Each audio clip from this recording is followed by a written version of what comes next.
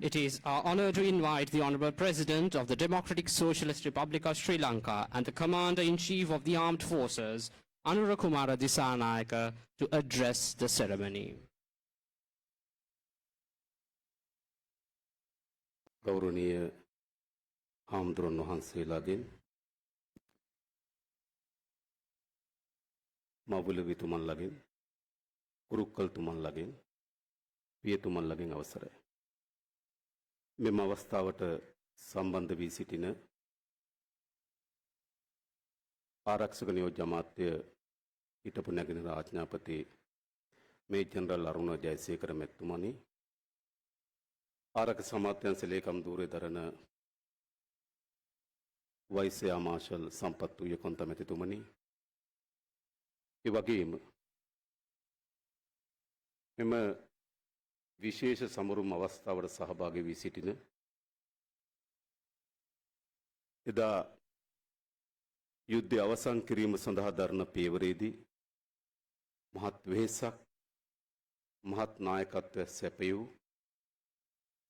ත්‍රිවිධ හමුදාවේ නායකත්වය ලබා දුන් ෆීල්ඩ් මාර්ෂල් සරත් පොන්සේක මැතිතුමනි, admiral of the fleet Wasantha Karannagoda මැතිතුමනි, marshal of the air force Roshan Gunathilaka මැතිතුමනි, හමුදාපතිවරුනි, සියලු නිලධාරීන් සහ සිසු නිලයන්ගෙන් අවසරයි, සම්භාවනීය අමුත්තනි, සහෝදරවරුනි, සහෝදරියනි. දශක ගණනාවක් අපේ රට යුද්ධයකට පැටලිලා තිබුණා. මේ යුද්ධය අපේ රටට, අපේ රටේ ජනතාවට විශාල විනාශයක් ගෙන දුන්නා. එම යුද්ධය මීට වසර ගණනාවකට පසුව අවසන් කිරීමට අපට හැකියාව ලැබුණා. අන්නෙම යුද්ධය අවසන් කිරීමේදී ජීවිත පරිත්‍යාග කරපු අපේ හමුදාවේ නිලධාරීන් සොල්දාදුවන් අද අපි සමරනවා. යතින් අද ඉතාමත් වැදගත් ඓතිහාසික දිනයක්. ඒ වගේම මම හිතනවා අද මේ සැමරුම ඒ ප්‍රාර්ථනාවන් සහිතව අපේ ඓතිහාසික යුද්ධය අවසන් කිරීමේ සැමරුමක් වගේම මා හිතනවා යලි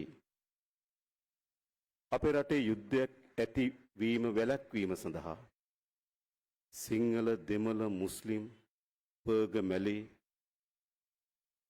සියලු ජනතාවන් එක රටක් තුල සමගියෙන් සහෝදරත්වයෙන් මේ රට ගොඩ නැගීම සඳහා පොරබදන මොහොතක්.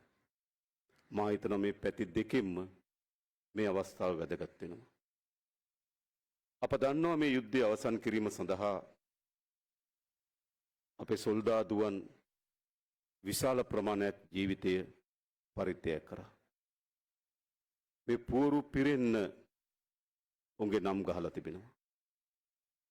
මේ පුවරු වලින් පෙන්눔 කරන්නේ මේ යුද්ධය අවසන් කිරීම සඳහා ඔවුන් පෙන්눔 කරලද කැපවීමේ මහත් ව්‍යායාමයේ ප්‍රතිඵල.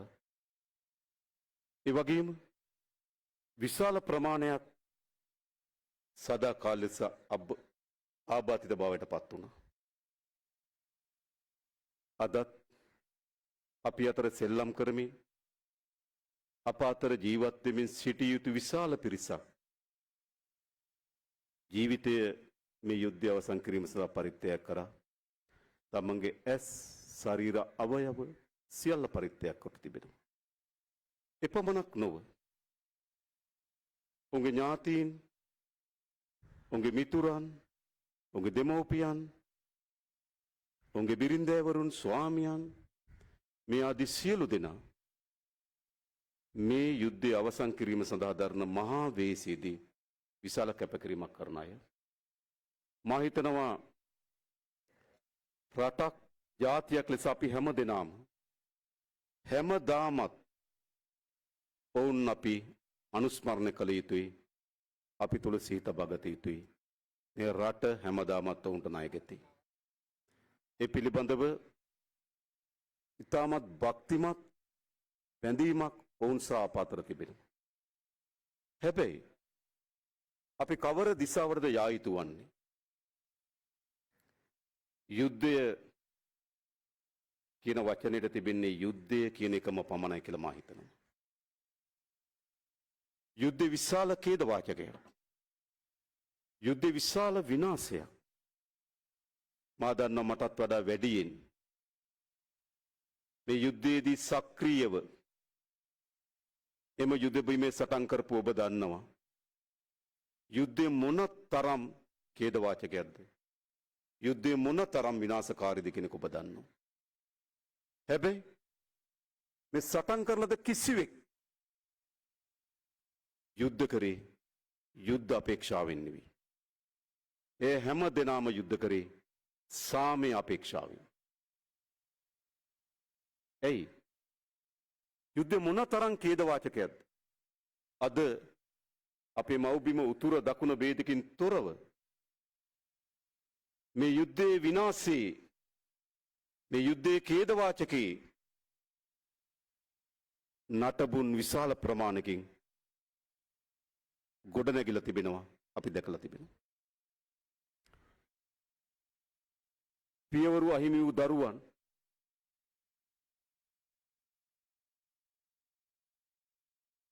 දරුවන් අහිමි වූ දෙමව්පියන් ස්වාමියන් අහිමි වූ බිරින්දෑවරුන් ඥාතීන් මිතුරන් අහිමි වූ අය මේ මාතෘ භූමියේ තාමත් සුසුම් හෙළමින් ජීවත් වෙනවා. මා දකිනවා විටක මේ ලියා තිබෙන නමක අසල තමගේ පුතාගේ නම තිබෙනවාද? තමගේ ස්වාමියාගේ නම තිබෙනවාද? තමගේ දරුවාගේ නම තිබෙනවාද? තමගේ පියාගේ නම තිබෙනවාද කියලා ඇඟිලි තබමින් මේ නාම පූර්වේ නම් හොයනවා. ඒ අපේ අම්මලාගේ, අපේ බිරින්දෑවරුන්ගේ, අපේ දරුවන්ගේ වේදනාවේ ප්‍රමාණය. ඔවුන් අභිමානයක් සහිතව එහෙත් වේදනාවෙන් තමගේ ඥාතීන් සොයනවා තාමත්. මෙහි විතරද? උතුරත් එහෙමයි. තමන්ගේ දරුවා, තමන්ගේ ස්වාමියා අහිමි වූ අය ඡායාරූපයක් පාරේ තබාගෙන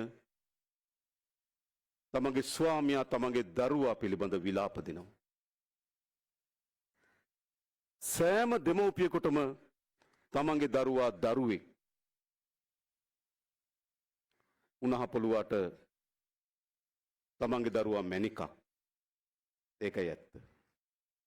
එහෙමනම් එවැනි විශාල ඛේද වාචකයකට මුහුණ දීපු මාතෘ භූමියක් හැටියට වර්තමානයේ ජීවත් වෙන අපේ වගකීම වන්නේ කුමක්ද?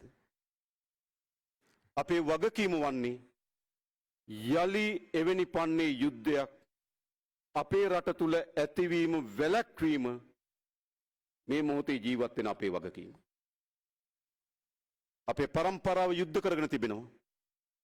අපේ પરම්පරාව ගහගෙන තිබෙනවා. අපේ પરම්පරාවට සැකේ කෝපය වෛරය පැතිරලා තිබෙනවා. හැබැයි අපි අපේ දරුවන්ගේ પરම්පරාවට යුද්ධ නොකරන රටක්, ගැටුම් ඇති නොවන රටක්,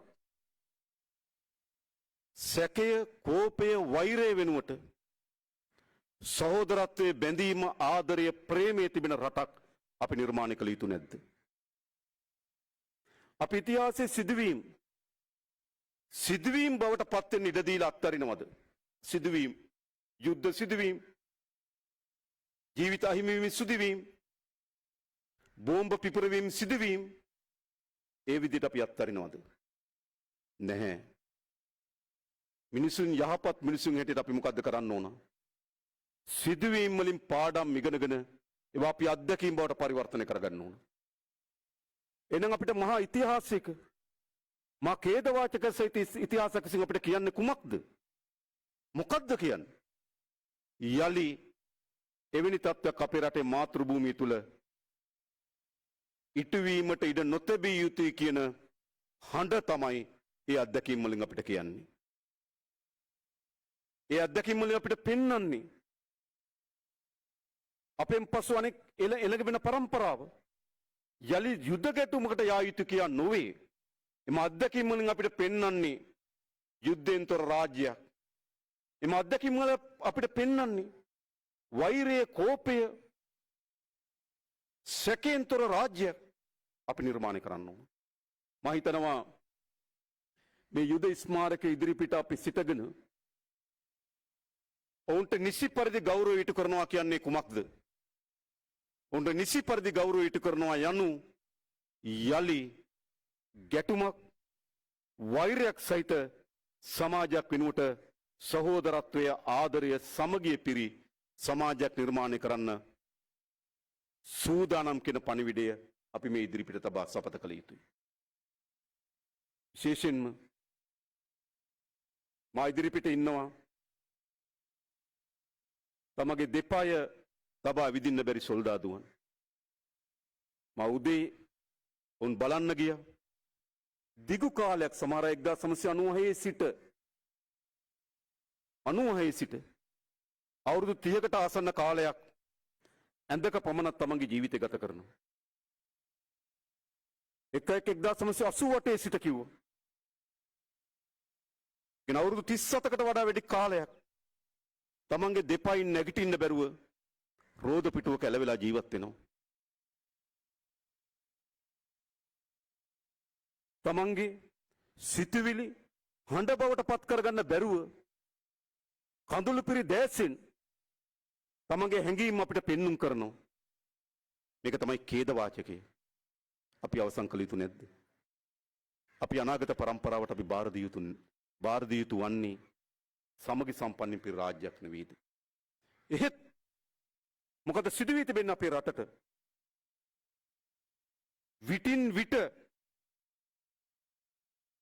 තමන්ගේ බලය ලබා ගැනීම, බලය ආරක්ෂා කර ගැනීම, බලය තර කර ගැනීම වෙනුවෙන් මේ යුද්ධ, මේ ගැටුම්, මේ ජාතිවාදය, මේ අන්තවාදය උපයෝග කරගෙන තිබෙනවා.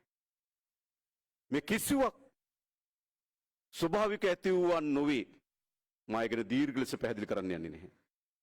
මේවා විටින් විට තමන්ගේ බලය ලබා ගැනීම සඳහා, බලය ආරක්ෂා කර ගැනීම සඳහා, බල විසින් කරන ලද අපරාධ වසා ගැනීම සඳහා උපයෝග කරගෙන තිබෙන ඉතිහාසය ඒකයි.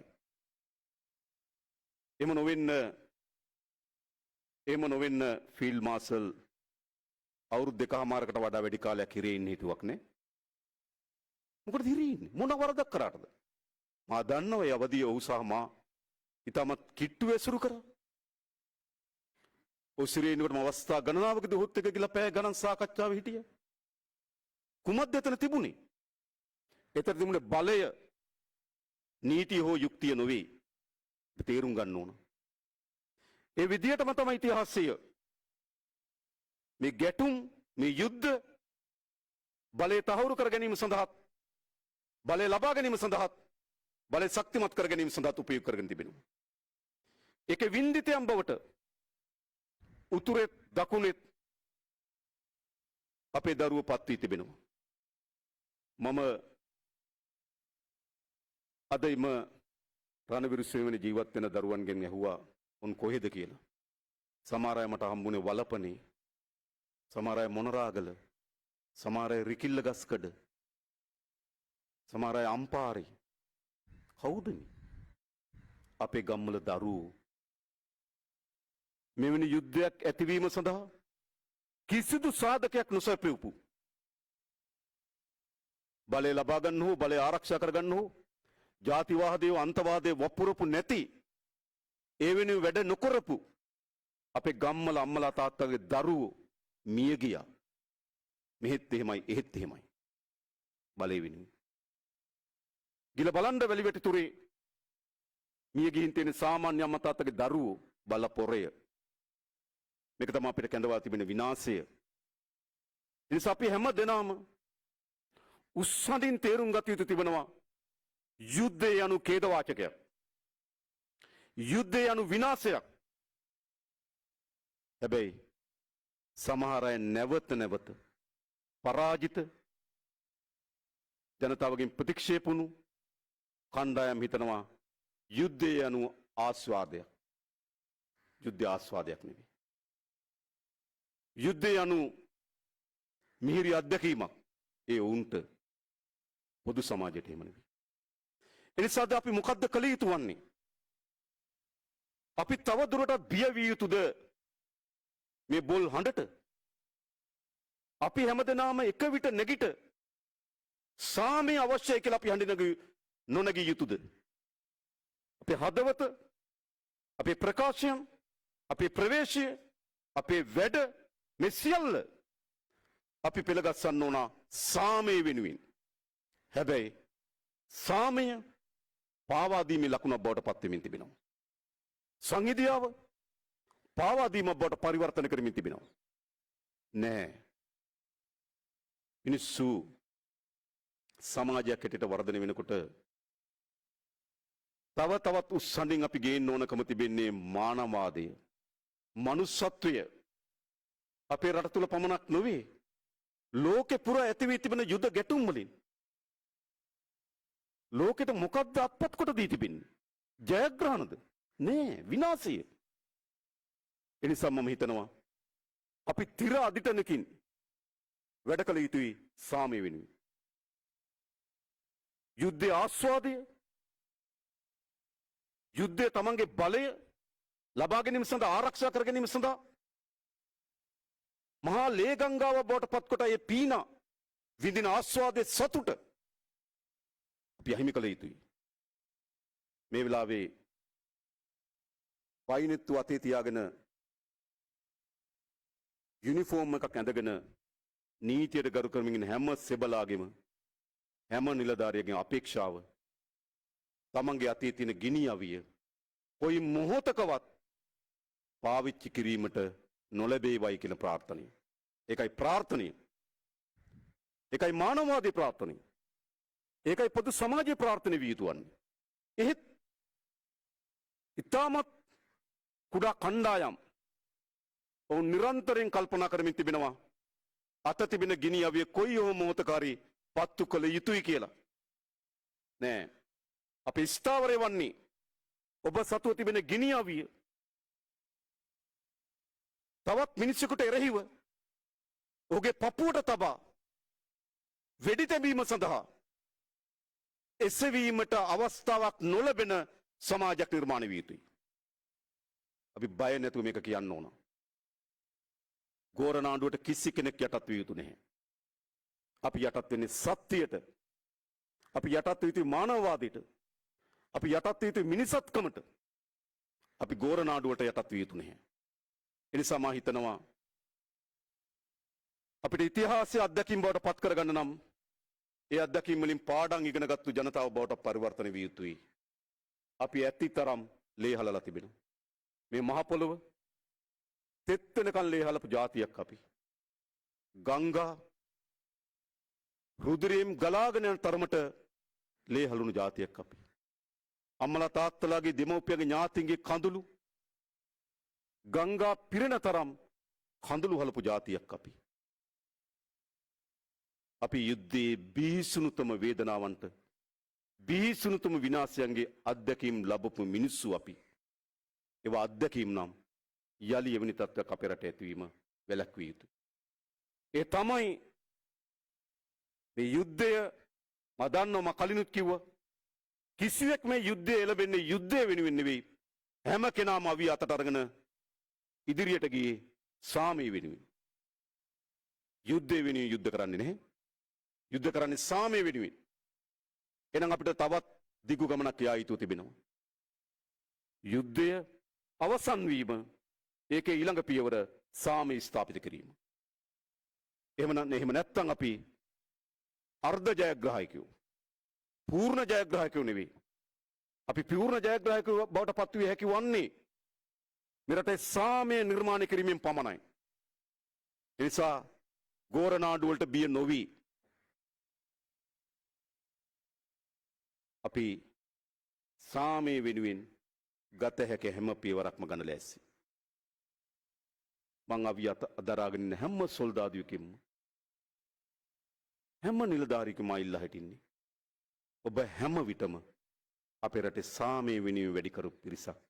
ඔබ අනාගතයේ අපේ රටේ සාමය ස්ථාපිත කිරීම සඳහා වැඩ කරන පිරිසක් බවට පත් වෙන්න. අපේ අම්මලා තාත්තලාට මම කියන්නේ ඔබ ඔබගේ දරුවා, බිරින්දෑවරු, ඔබ ඔබගේ ස්වාමියා මේ මාතෘ භූමියේ යුද්ධය අවසන් කිරීම වෙනුවෙන් කැප කරා.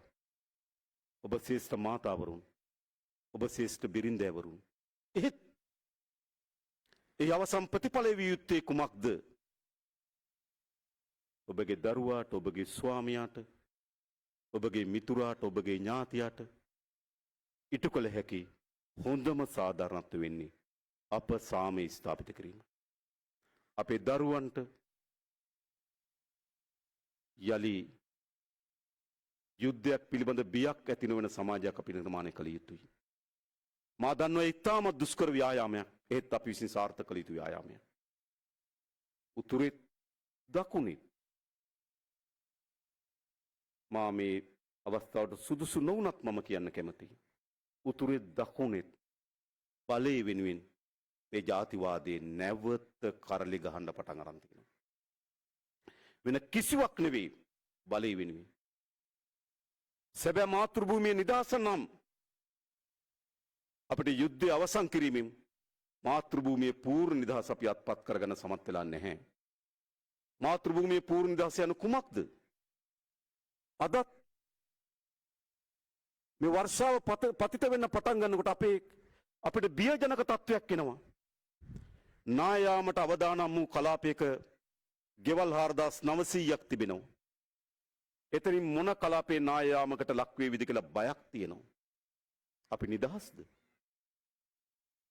අදත් ලෝකේ කුමන තැනක හෝ කුඩා හෝ ගැටුමක් ඇති වුණොත් අපේ රටේ ආර්ථිකයට, අපේ රටේ ජන ජීවිතයට මොනතරම් බලපෑමක් කරයිද කියලා අපිට බියක් තිබෙනවා. අපි නිදහස්ද? අපි ආර්ථික වශයෙන් බංකොලොත් වුණු රාජ්‍යයකට කොයිද නිදහසක් තිබෙන්නේ? කොයි සූරිභාවයක් තිබෙන්නේ?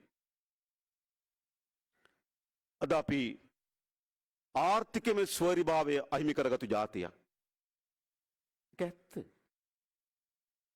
අපිට අපේම වූ ආර්ථික තීරණ ගැනීම සඳහා ශක්තිමත් ආර්ථිකයක් නොමැති ජාතියක්. එනිසා මේ මාතෘ භූමිය ලෝකෙ ඉදිරිපිට අභිමානවත් රාජ්‍ය බවට පරිවර්තනය කරන්නම් මේ ආර්ථික පරිවර්තනය අපි අත්පත් කරගත යුතුයි. නීතිය විධානයේ ආධිපත්‍යය කුමන දුෂ්කරතා මත හරි මේ රාජ්‍ය ස්ථාපිත කළ යුතුයි. මේ රටේ රාජ්‍ය පාලනය පිළිබඳව ලෝකය ඉතාමත් ප්‍රශංසා මුඛයෙන් කතා කළ යුතුයි. අපේ රටේ අපරාධ කුඩු වසංගත වලින් තොර රාජ්‍යයක් අපි නිර්මාණය කළ යුතුයි. ගැටුම් නැති, අවිශ්වාස නැති, වෛරය නැති රාජ්‍යයක් අපි නිර්මාණය කළ යුතුයි. එතන තමයි අපිට මව්බිමේ පූර්ණ නිදහසත්, මව්බිමේ ශක්තිමත් සූරිභාවයක් අපිට නිර්මාණය වෙන්නේ. එම නැතුව සූරිභාවය හුදු කඩදාසිය ඇතුලේ තියෙන වාක්‍ය පමණක් බවට පත් නොවිය යුතුයි. ඒක මේ මාතෘ භූමියේ යථාර්ථය බවට පත් කරන්න ඕන. මා දන්න ඔබ අපි තාමත් වගකීමෙන් කියනවා. මේ මාතෘ භූමියට අපි අනුලංඝනීය ලෙස ප්‍රේම කරන එක බිඳින්න බැරි ප්‍රේමයක්. ඒ වගේම මේ රටේ ජනතාවට අපි අනුලංඝනීය ලෙස ප්‍රේම කරනවා. අපිට තිබෙන වමනාව මේ මාතෘ භූමිය ලෝකේ උසස් මාතෘ භූමියට පරිවර්තනය කරන්නත් මේ ජනතාව ලෝකේ උසස් ජන ජීවිතයක් ගත කිරීම සඳහා ගොඩනැංවීම. ඒ සඳහා අත්‍යවශ්‍ය සාධකය සාමය, සංහිඳියාව. ඒ නිසා මා හිතනවා මේ අවස්ථාවේදී අපි සාමය හා සංහිඳියාව වෙනුවෙන් ගත හැකි හැම තීරණයක්ම නිර්භීතව ගත යුතුයි කියලා මා විශ්වාස කරනවා. ඒ වගේම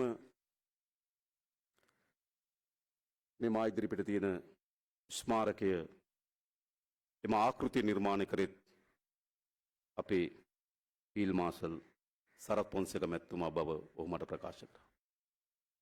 මේ ස්ථාවරත්වය, ආරක්ෂාව, අපේ දිවිදුන් සෙබළුන්ගේ අධ්‍යාත්මය, උන්ගේ අභිමානය, මේ සියල්ල මේ කුළුණ තුල කැටි වී තිබෙන බව ඔහු මට ප්‍රකාශ කළා. එනිසා මම හිතනවා අපි ඔවුන්ගේ අධ්‍යාත්මය, ඔවුන්ගේ වීරිය, ඔවුන්ගේ නිර්භීතභාවය, ඔවුන්ගේ පරිත්‍යාගය අපි අපේ ජීවිතවලට කැටි කරගන්න ඕන. ඒ කුමක් වෙනුවෙන්ද? වඩා සුබවාදී රාජ්‍යයක් නිර්මාණය කර ගැනීම වෙනුවෙන්.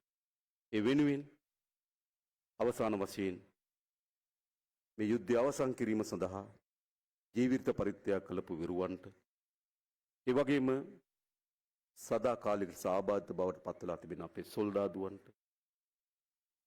අපි ඔබ හැමදාමත් අපේ හදවත් තුළ අනුස්මරණීය ලෙස සමරනවා. ඔබ විසින් පෙන්වා දෙන ලද කැපකිරීම, ඔබ විසින් පෙන්වා දෙන ලද පරිත්‍යාගය, ඔබ විසින් පෙන්වා දෙන ලද අප්‍රතිහත ධෛර්යය මේ රට ගොඩනැගීම සඳහා අපිට විශ්වාසය බවට පත් වේවි. ඒ වෙනුවෙන් අපි හැමදෙනාම එක්ව නව සටනක්, නව යුද්ධයක් දියත් කරමු. ඒ වෙනුවෙන් සියලු දෙනාට සුබ ප්‍රාර්ථනා කරමි. මම නතර වෙනවා. බොහොම ස්තුතියි හැමදෙනාට. මේ අභිමානවත් රණයුරු සමරුමුල්ල ආමන්ත්‍රණය කළ ශ්‍රී ලංකා ප්‍රජාතාන්ත්‍රික සමාජවාදී ජනරජයේ ගරු ජනාධිපති හා සන්නද්ධ සේවා සේනාධිනායක අනුර කුමාර දිසානායක මැතිතුමනි, ගෞරවනීය ස්තුතිය පුද කර සිටිනවා.